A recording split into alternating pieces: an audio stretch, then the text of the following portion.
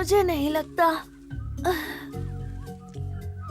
मुझे भूख लगी है, अब तो शायद मैं हरी हरी घास भी जाकर खा सकता हूँ। नहीं, छोड़ो मुझे। छोड़ो। ठीक है सिम्बा, उम्मीद है कि तुमने सबक सीख लिया होगा। तुम्हें चौकन्ना रहना होगा सिम्बा। हम सब खाद्य श्रृंखला में आते हैं और तुम्हें पता होना चाहिए कि जंगल में खुद की रक्षा करना कितना जरूरी होता है ताकि तुम खतरों से बच सको। और तुम्हें शिकार करना भी आना चाहिए। बगीरा तुम्हें शिकार करना सिखाएगा और तुम बकशॉट, तुम्हें पता है कि घास और झाड़ियाँ कैसे ढूंढनी है और तुम्हें सीखना होगा कि उसमें से खाने वाली कौन सी है और कौन सी नुकसान पहुंचा सकती है। हर जीवित चीजों का एक उद्देश्य है। कुछ चीजें प्राणियों का भोजन बनती हैं और कुछ चीजें खाने लायक बिल्कुल नहीं होती।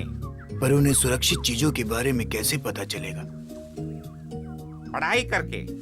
उससे तुम अपने बड़े बड़े फैसले ले सकते हो। जैसे कि पढ़ाई से तुम्हें ये पता चलेगा कि हिरण पेड़ पौधे खाने वाले शाकाहारी प्राणी होते और हैं। शेर का भोजन? शेर बिल्लियों की प्रजाति के होते हैं।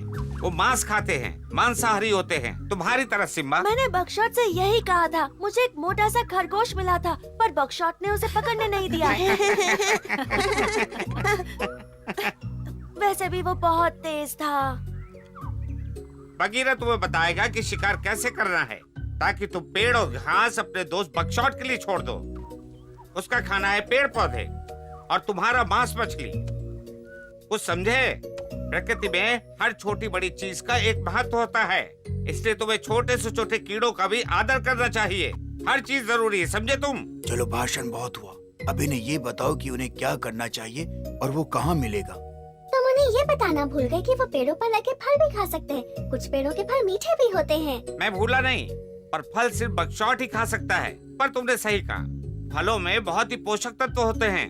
बस ये याद रखना कि वो ठीक से पके हों और जमीन पे गिरे हुए हों। जब वो पके हुए होते हैं तब वो स्वास्थ्य के लिए सबसे अच्छे होते हैं। और बचे हुए फलों को जमीन में गाड़ दो ताकि नए पौधे धरती से निकल सके। यही प्रकृति का नियम है जिसे तुम आगे चलकर सीख जाओगे। सच में सीखेंगे क्या? हाँ सिम्बा, पर तुम्हारी उम्र में सीखने के साथ साथ खेलना भी चाहिए।